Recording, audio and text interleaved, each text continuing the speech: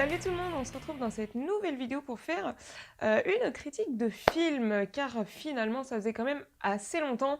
Et donc on va parler des Animaux Fantastiques 2, sous-titre Les Crimes de Grindelwald. Mais avant ça, je voudrais vous partager le trailer reaction que j'ai filmé pour la bande-annonce du film, mais que j'ai malheureusement jamais eu le temps de poster. Du coup je me suis dit que ce serait quand même intéressant de vous montrer ça, parce que comme vous allez le voir, je n'étais que confusion face à cette bande-annonce. Donc, eh bien, je vous laisse avec les images et on se retrouve après. Et bien le bonjour. Alors, du coup, j'étais censée faire un trailer reaction sur la bande-annonce des Animaux Fantastiques 2.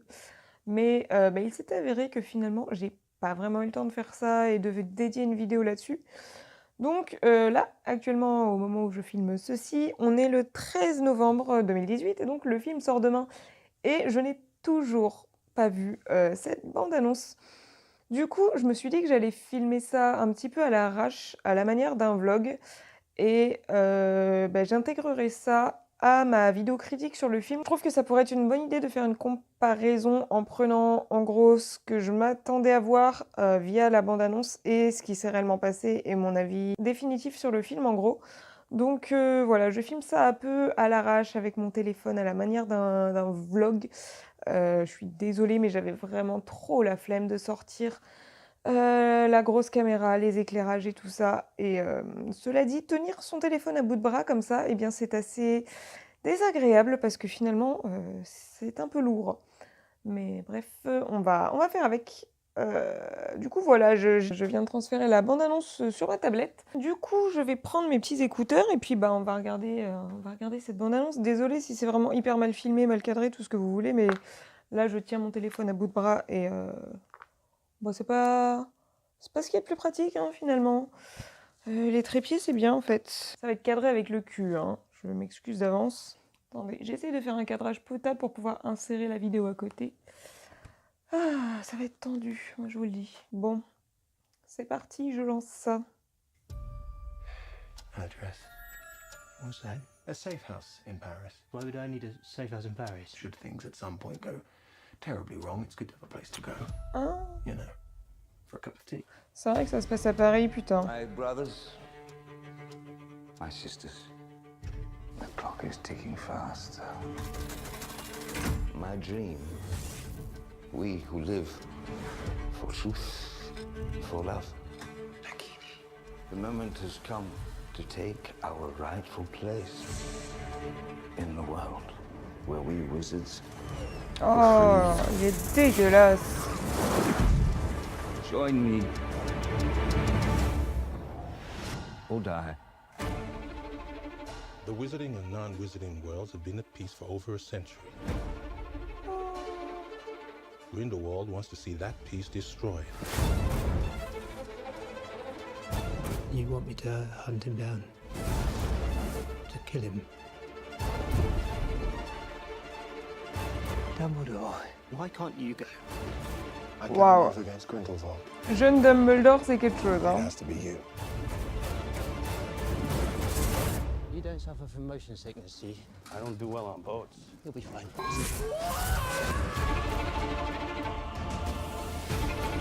Do you know why I admire you, Newt? You do not seek power. You simply ask, is the thing right? The time's coming when you're gonna have to pick a side. No, I don't do sides. What are you gonna do? I can do something. Newt, you never met a monster you couldn't love. Let's take it.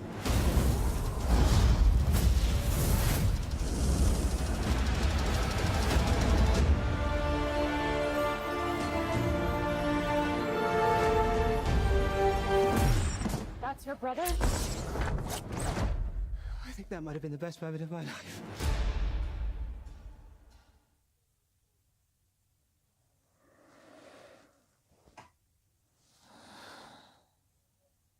Ok, alors du coup, je viens de terminer de regarder la bande-annonce et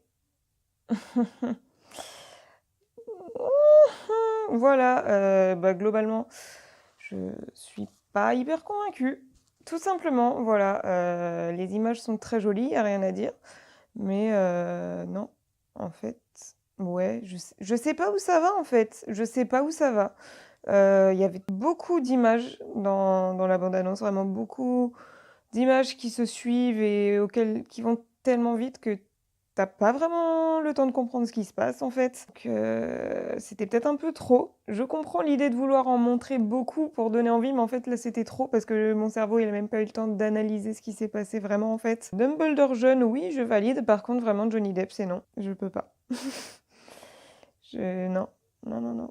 En fait, je sais pas si c'est moi qui suis con, mais là, en voyant la bande-annonce, j'ai l'impression qu'il y a pas vraiment d'enjeu particulier, à part stopper le méchant, en fait. Là, ça me paraît bien pauvre, en fait. Le but du film, ça va être de stopper le méchant, mais c'est tout.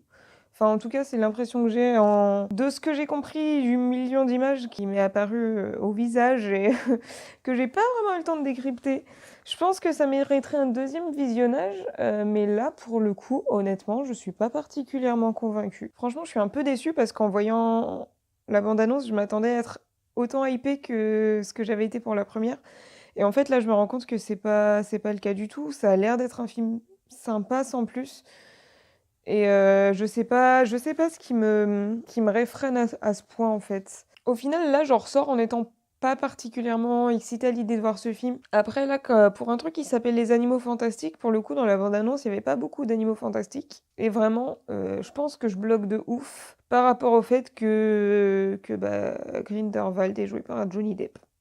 Je pense que c'est la pire idée de l'histoire de la franchise Harry Potter.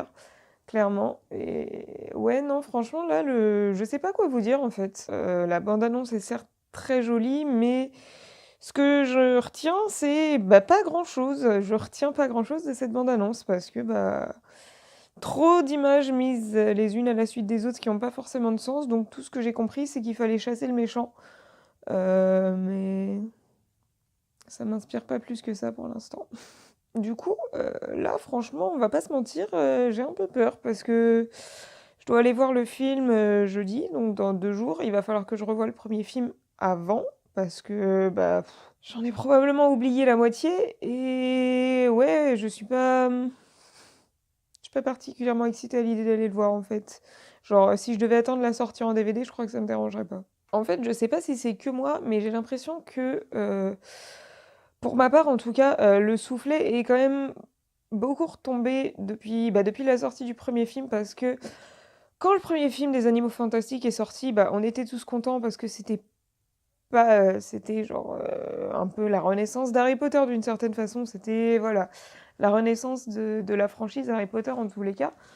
Et donc forcément, en tant que fan, on était tous particulièrement excités. Mais là, au final, je pense que l'excitation est quand même bien retombée parce que ouais, les Animaux Fantastiques, c'est pas Harry Potter. Et globalement, là, ouais, je sais pas. Donc on verra ce que ça va donner, mais voilà. J'espère au moins qu'il y aura un nifleur pour essayer de remonter un peu tout ça. En fait, j'ai l'impression qu'il manque un truc pour captiver complètement mon attention, mais le souci, c'est que j'arrive pas à savoir quoi. Donc, écoutez, on verra si mes craintes s'avèrent exactes ou pas, et on verra si au final le film va me surprendre dans le bon sens du terme et que je sortirai de la salle moins déçue que ce que je suis à l'heure actuelle. Ça mériterait peut-être un deuxième visionnage pour essayer de voir les choses un peu plus clairement et de mieux analyser ce qui se passe. Mais là, en tout cas, après coup, premier visionnage, ma conclusion, c'est pas convaincue. Donc voilà, je vais vous laisser là-dessus, je pense, pour ce petit bout de vidéo, parce que le fait est que je n'ai rien à dire, en fait, tout simplement. Et on se retrouvera pour mon avis une fois que j'aurai vu le film dans son intégralité. Voilà, voilà. Dans la vidéo FAQ, je vous avais parlé de mon appréhension face aux Animaux Fantastiques, parce qu'en fait, je me souvenais avoir eu un bon souvenir du premier film, mais j'avais comme une espèce de doute, en fait. Je sais pas trop d'où c'est sorti, mais finalement, j'avais peur, en fait, d'une certaine façon, de m'être emballée pour rien et de m'être un peu forcé, entre guillemets, à aimer ce film plus que nécessaire parce qu'il faisait partie de l'univers Harry Potter. Et du coup, en fait, cette espèce de doute, ça a fait que j'étais pas forcément hyper motivée à l'idée de voir ce deuxième film finalement. Et du coup, comme vous avez pu le voir, en fait, cette bande-annonce, elle a pas du tout aidé. Maintenant que j'ai vu le film, je peux dire que en fait, cette bande-annonce est vraiment pourrie. Mais sur le coup, à l'époque, forcément, je ne le savais pas, mais elle est vraiment pas représentative du film du tout. En fait, je trouve il y a vraiment trop d'images qu'on nous balance à la gueule sans contexte, juste dans le but d'essayer de nous en mettre plein la vue finalement. Et au final, je trouve qu'on ressort de là avec un peu l'impression que dans le film, il n'y a pas vraiment d'histoire. Donc, une bande-annonce très peu efficace en fait, de mauvaise qualité en fait, hein, finalement. Alors après, je sais pas si c'était le cas de toutes les bandes annonces, parce que bien évidemment, il y en a eu plusieurs. Moi, pour le coup, j'ai vu que celle-là, et enfin honnêtement, voilà, je l'ai trouvé too much. Bref, du coup, en fait, j'ai revu le premier film avant d'aller voir le deuxième au cinéma, et au final, il en est ressorti que je l'ai bien aimé autant que la première fois, en fait. Donc, je comprends pas d'où sortait cette espèce de doute qui m'a envahi à propos du fait que finalement il était pas si bien que ça, parce que ouais, vraiment en fait c'était très sympa, donc vraiment je sais pas trop d'où ça sortait. Je ne sais pas, j'ai pas d'explication pour ça. Toujours est-il que je suis quand même allée au ciné avec une légère appréhension à propos de la suite. Du coup, au final, Les Animaux Fantastiques 2, de quoi ça parle? En fait, ça se passe plusieurs mois après la fin du premier. À la fin du premier, du coup, ils avaient réussi à attraper Grindelwald finalement. Et donc là, plusieurs mois après, il s'échappe. Voilà, il avait dit qu'il s'échapperait, et devinez quoi? Il s'est échappé. Voilà, et en fait, son but, c'est qu'il a envie de dévoiler l'existence des sorciers à tout le monde. En fait, il a envie que les sorciers ne soient plus cachés et que tout le monde soit au courant de leur existence, tout simplement pour finalement prendre le dessus sur les moldus, car il considère qu'en tant que sorcier, eh bien, c'est un meilleur être humain que les moldus. Voilà, et du coup, en fait, son but, ça va être de réunir des partisans à sa cause. Et de l'autre côté, on va avoir Norbert et... peu importe leur nom, Norbert et ses potes qui vont finalement essayer de l'arrêter tout simplement. Et donc au final, qu'est-ce que j'ai pensé de ce film? Eh bien, figurez-vous que je l'ai beaucoup aimé. Je l'ai trouvé très bien, voilà. Il est totalement dans la lignée du premier, mais il est quand même loin d'être parfait. Et il y a quelques trucs sur lesquels il va falloir qu'on revienne et qu'on discute, parce que même s'il est très bien, il y a quand même des trucs qui vont pas. Donc il faut qu'on en parle. Du coup, le premier truc, c'est quelque chose que j'avais déjà noté en fait dans ma critique du premier film.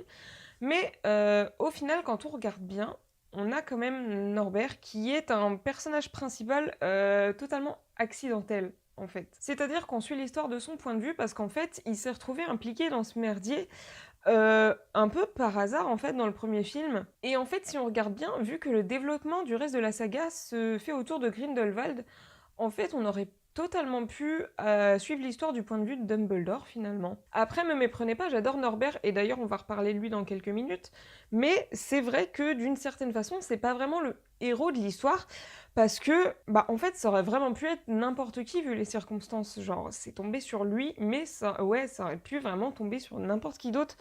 Donc, c'est vraiment un personnage principal / héros accidentel. D'ailleurs, Norbert, c'est quand même un héros assez atypique. J'irais même jusqu'à dire que c'est un peu un anti-héros d'une certaine façon, parce qu'on n'a pas affaire à un gars qui est hyper charismatique, hyper sûr de lui en toutes circonstances, comme c'est très souvent le cas avec les personnages principaux / héros dans une histoire fantastique comme celle-là. Donc voilà, clairement, j'adore le fait que pour une fois, le personnage principal de l'histoire, ce soit un gars un peu introverti, pas hyper à l'aise avec le contact social et avec les autres êtres humains, en fait, d'une manière générale. Et de mon point de vue, je trouve que son côté assez timide, ça lui donne un charme fou, en fait. Il a vraiment quelque chose de différent des autres.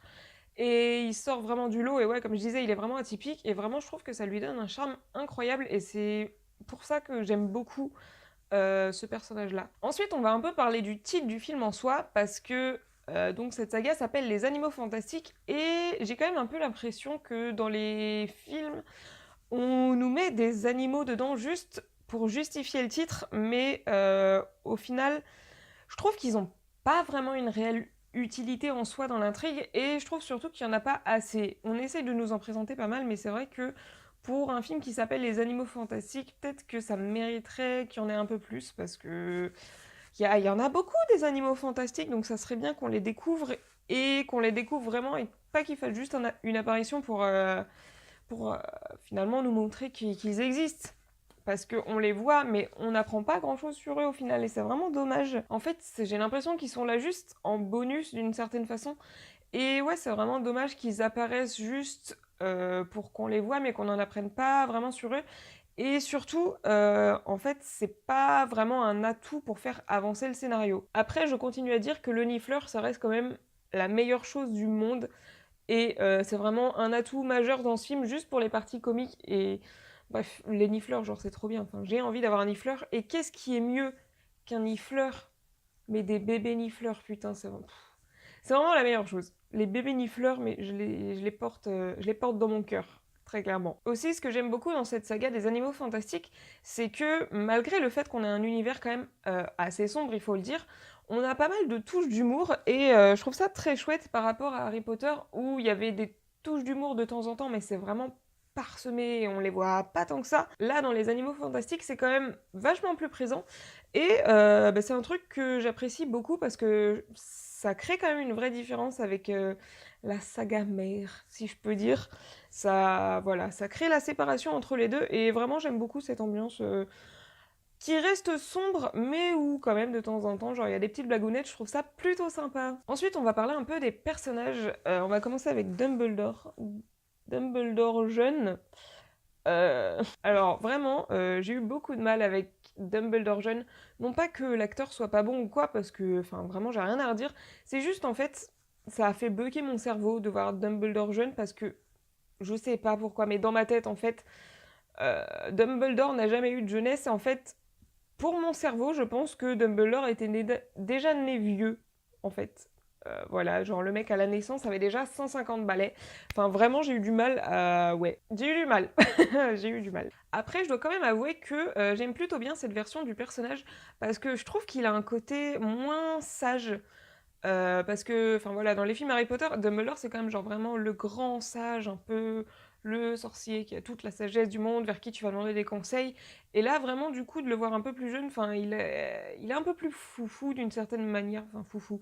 C'est un bien grand mot, mais enfin, voilà quoi. On voit qu'il est, ouais, il est moins sage en fait, et je trouve ça chouette de le voir sous un angle un peu différent. Par contre, malheureusement, il y a un truc qui m'a un peu chiffonné, c'est le fait que l'homosexualité de Dumbledore et son passé amoureux avec Grindelwald soit quand même pas assez explicite. Tout ce qu'on nous donne dans le film, c'est qu'à un moment, ils se joignent les mains et que Dumbledore balance une phrase qui est, je sais plus c'est quoi, genre « Nous étions plus que des frères ». Mais clairement, je trouve que c'est pas assez en fait. C'est-à-dire que moi, je sais déjà que Dumbledore est gay et qu'il a eu une aventure avec Grindelwald, donc bah, je le sais, mais en fait, si par exemple une personne regarde le film et n'est pas au courant de cette info, parce que finalement c'est pas le truc le plus explicite au monde, et ben c'est pas avec ces deux petites scènes un petit peu pourries qui va percuter sur le fait qu'il y a eu un truc entre deux, et du coup je trouve ça dommage. Ouais, je trouve ça dommage que ce soit pas plus explicite en fait. Ensuite, on va parler rapidement de Queenie, qui est finalement l'incarnation de la stupidité. Je trouve que son développement et la direction qu'elle prend sont assez dommages, mais en même temps, je peux pas dire que je sois surprise, parce que dès le premier film, ça me paraissait évident que la meuf était con comme un balai, donc forcément, ouais, j'ai pas été hyper surprise par la direction prise, et le truc en fait, c'est que j'ai énormément de mal à avoir d'empathie pour elle, parce que justement, je la vois un peu comme cette femme un peu nunuche, un peu concon, et ouais, j'arrive pas à avoir d'empathie pour elle, j'ai juste envie de lui mettre 2 claques dans sa gueule éventuellement, mais c'est pas un personnage que je trouve incroyable. Sinon, je trouve aussi qu'on a un peu trop de personnages secondaires, et surtout d'intrigues secondaires qui se mélangent à l'intrigue principale et qui au final sont pas forcément hyper intéressantes. Par exemple, Leta et Thésée, pour ne citer que, je les ai pas trouvés hyper indispensables à l'histoire. Alors peut-être que j'ai oublié qu'en fait, parce que j'ai vu le film il y a genre 2-3 semaines maintenant, donc ça se trouve, ils ont fait des trucs incroyables et ça aurait été jamais possible sans eux, mais vraiment, là, ce que je retiens, c'est que Thésée, j'avais oublié son existence en fait. C'est un commentaire sur Allociné qui m'a fait rappeler qu'il y avait un mec qui s'appelait Thésée. Donc voilà, a priori, c'est que du coup, il n'était pas hyper nécessaire dans l'histoire. Et voilà, je parle de ces deux-là, mais je suis sûre qu'il y a un petit groupe de personnages secondaires aussi que j'ai oublié et qui servaient pas à grand-chose. Et ouais, en fait, c'était un peu trop. Finalement, j'aurais préféré qu'il y ait moins de personnages et qu'ils soient plus développés, parce que là, du coup, on avait pas mal de monde, mais c'est des personnages où on est resté très en surface et où on a très peu creusé leur psychologie. Et bah du coup, en fait, ça fait qu'on s'y attache pas des masses, donc ça aurait été peut-être mieux, ouais, d'avoir moins de monde, mais que les personnages soient plus développés. Ensuite, on va parler du problème, Johnny Depp. Eh bien, sachez que c'est toujours non, hein, voilà. On a déjà parlé du fait que je n'aime pas cet acteur et que j'avais les boules qu'il soit là, et bah, ouais, je confirme, je confirme, je confirme. En fait, je l'ai trouvé très fade en Grindelwald. Le pire, c'est que c'est vraiment genre le premier personnage que tu vois dans le film. Genre littéralement, le film commence, première scène, boum, la tête de Johnny Depp. Je m'en serais bien passé, hein, clairement. Et au final, ouais, comme je vous ai dit, je trouve qu'en fait, il fait un Grindelwald très fade et pas hyper charismatique. Et je trouve qu'en fait, ouais, on méritait... Je sais pas quel acteur j'aurais choisi moi pour jouer ce rôle, pour être tout à fait honnête, mais je trouve qu'on méritait un meilleur Grindelwald parce que bah, ça reste quand même un personnage hyper intéressant et enfin là, vraiment, ça me donne pas envie de creuser des masses. Après, au-delà de mon aversion pour ce bon petit John, il faut quand même admettre que le film commence très fort et que pour le coup, la scène de l'évasion de Grindelwald est juste absolument incroyable. Enfin, là, vraiment, là-dessus, je peux rien dire. La scène est complètement ouf. Elle nous en met plein la vue direct. Il se passe énormément de choses. Et enfin, ouais, j'ai beaucoup aimé cette scène. On pourrait penser qu'elle est un peu brouillon parce qu'il se passe beaucoup de trucs à l'écran et c'est vrai que ça fait beaucoup d'infos, mais perso, je l'ai trouvé vraiment ouf et ça m'a un peu collé à mon siège quand même. Aussi, dans ce film, on a pas mal de clins d'œil à Harry Potter qui sont assez sympas pour le coup, mais parce qu'il y a toujours un mais, bien évidemment, il faut quand même admettre que parfois c'est pas hyper bien foutu. Je vais vous donner quelques exemples. Premier exemple, le film se déroule à Paris et on n'apprend strictement rien sur le monde magique français. Alors que, bah, il y a, je sais pas, il y a genre Beaubaton, par exemple, pour ne citer que ça. Mais ouais, on a vraiment rien... De ce que je me souviens, on n'a rien du tout qui est dit sur, sur la magie en France.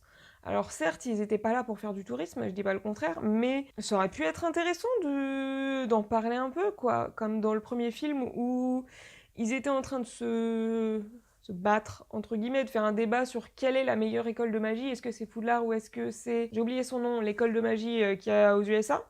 Et là, vraiment, ouais, Beaubaton n'est même pas cité, et c'est vraiment dommage. Ensuite, j'aime beaucoup le fait qu'il y ait une volonté d'étendre l'univers, et enfin, d'ailleurs, c'est à ça que sert un spin-off, finalement. Mais je trouve que sur certains points, on essaye beaucoup trop de forcer un lien avec Harry Potter, alors que finalement c'est pas hyper nécessaire et qu'au final ça peut créer des incohérences. Notamment la révélation qu'il y a à la fin du film, je vais pas vous dire exactement ce que c'est parce que je veux pas vous spoiler, mais genre il y a un espèce de gros cliffhanger à la fin du film, et en fait si ça s'avère vrai, non. Voilà, juste non. Non, mais en fait, si ça s'avère vrai, je trouve que ça remettrait un peu en cause tout ce qui a été établi précédemment. Et ben, j'aime pas ça. Il y a des chances pour que ce soit pas le cas, mais j'aime vraiment pas ce genre de situation où en fait, vraiment, on nous dit, bah tu sais quoi, tout ce que je t'ai dit juste à maintenant et que tu pensais que c'était vrai, en fait, c'était pas vrai. J'ai menti et je vais tout changer dans l'histoire. Et ça m'agace profondément parce qu'on ne peut pas faire ça. À partir du moment où tu as établi un truc, tu peux pas t'amuser à le changer en disant bah non, finalement j'ai changé d'avis. Et c'est non, juste non. Donc voilà, j'espère vraiment que enfin ce truc que je veux pas vous spoiler mais qui est bien présent, j'espère que finalement ça va s'avérer faux parce que c'est pas possible. Autre incohérence dans le scénario de manière un peu plus anecdotique, mais on a une apparition de Minerva McGonagall qui n'a strictement rien à foutre là parce que apparemment elle était pas censée être née. Alors au moment où j'ai regardé le film, ça m'a pas percuté plus que ça parce que je vous avoue que je fais pas du tout attention aux dates. Et ça va peut-être vous surprendre, mais je ne connais pas les dates de naissance de personnages fictifs. Hein. Je m'amuse pas à ça. Donc voilà, quand McGonagall est apparue, sur le coup, j'ai pas tilté, ça m'a pas choqué plus que ça. Mais effectivement, quand sur les réseaux sociaux, j'ai vu tout le monde s'insurger et parler du fait que, elle n'a strictement rien à faire là parce que en fait, à cette date-là, elle est pas censée être née. J'avoue que ça m'a un peu choquée parce que finalement, quel était l'intérêt de faire ça? Si elle était pas née, pourquoi vous la foutez dans une scène juste parce que enfin, pourquoi? Si, je sais très bien, c'est juste histoire de faire un clin d'œil genre: «Eh, tu te rappelles, c'est McGonagall, la meuf qui était professeure à Poudlard dans le Harry Potter, duquel cette nouvelle saga est tirée». Donc enfin, on voit très bien où ils veulent en venir, mais juste en fait, c'est pas cohérent et ça n'apporte strictement rien à part faire un espèce de petit clin d'œil à la con. Mais ouais, non, c'était vraiment pas nécessaire en fait. Et du coup, c'est vraiment dommage. Donc voilà, on a quand même quelques petites incohérences qui commencent à se dessiner et je trouve ça vraiment dommage. Et je pense que comme tout le monde, j'espère que ça va s'arrêter là et qu'il n'y en aura pas plus que ça dans le reste de la saga. Parce que, enfin, je sais pas, quand genre on t'a foutu 7 livres et 8 films dans la gueule qui établit une histoire, tu peux pas te permettre de tout foutre en l'air en faisant ce que tu veux derrière comme ça en fait. Je sais pas si ça a du sens ce que je vous dis, mais j'espère que c'est compréhensible. Parce que dans ma tête ça a du sens, mais je sais pas mettre les mots dessus correctement. Bref, la conclusion c'est que tu peux pas t'amuser à changer ton histoire comme bon te semble comme ça en plein milieu, alors qu'il y a des trucs qui sont établis depuis plusieurs années. Voilà. Bref, passons à autre chose. Je voulais aussi noter le fait que finalement les animaux fantastiques, c'est pas une saga qui s'adresse à un public inédit qui a jamais vu Harry Potter. C'était déjà assez évident dans le premier, mais ça l'est encore plus dans le deuxième. Et là, vous allez me dire, mais enfin Morgane, de toute façon, c'est un spin-off, ça n'a pas de sens. Pourquoi quelqu'un qui n'a jamais vu Harry Potter voudrait regarder les animaux fantastiques? Et oui, je suis d'accord avec vous, ça serait complètement con, mais en même temps, il y a bien des gens qui commencent à regarder Doctor Who à partir de la saison 5. Est-ce que c'est logique? Non, les gens le font quand même. Du coup, en soi, ça ne me surprendrait pas que des gens qui connaissent Harry Potter vite fait, genre qui savent à peu près de quoi ça parle, mais qui n'ont jamais vraiment vu les films ou lu le livre se disent tiens, on va regarder les animaux fantastiques. Mais du coup, c'est vraiment pas accessible du tout à ces gens-là parce que même pour moi qui aime beaucoup Harry Potter, il y a quelques références que j'ai pas du tout. Donc j'imagine même pas ce que ce serait avec quelqu'un qui n'a pour le coup vraiment pas du tout les références quoi. Bref, en conclusion, je vous dirais que Les Animaux Fantastiques 2, c'est un très bon film que j'ai tout autant apprécié que le premier, même si il y a quand même quelques choses qui sont assez maladroites. Alors du coup là, vous avez peut-être l'impression que j'ai pas trop aimé le film parce que c'est vrai que dans ma critique, j'ai soulevé finalement quasiment que des points négatifs, mais en fait, la vérité, c'est que les points positifs, c'est finalement quasiment les mêmes qu'il y a dans le premier film, donc je vais pas m'amuser à les répéter. C'est-à-dire que voilà, retourner dans cet univers lié à Harry Potter, avec toute la magie, l'atmosphère et tout ça, c'est juste génial.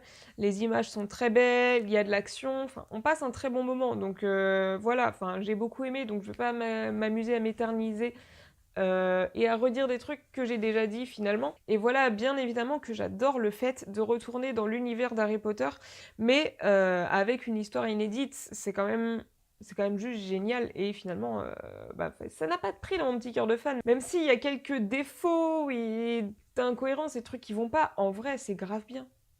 En vrai. Donc voilà, au final, les premiers Animaux Fantastiques, c'était plus ou moins un film de découverte et de mise en place de l'univers. Et là, avec ce deuxième film, on a un espèce de film de transition, en fait.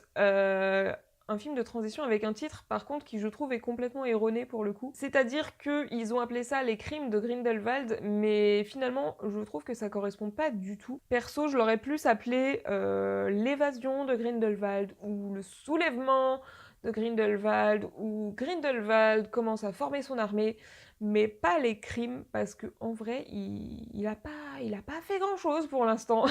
Et ouais, du coup, pas ouf ce titre. Et voilà, ouais, au final, ce film, c'est vraiment un film de transition, et je pense que l'intrigue va vraiment commencer dans le prochain film, et j'ai hâte de voir où est-ce qu'ils vont nous mener avec tout ça. Donc voilà, je crois que j'ai dit tout ce que j'avais à dire sur ce film. N'hésitez pas à me dire dans les commentaires si vous l'avez vu également, et ce que vous en avez pensé du coup, parce que c'est quand même un film qui divise les passions chez les fans d'Harry Potter. J'ai un peu l'impression que c'est soit on adore, soit on déteste. Donc voilà, n'hésitez pas à me dire ce que vous en avez pensé, et moi je vous retrouve bientôt dans une prochaine vidéo. Bye!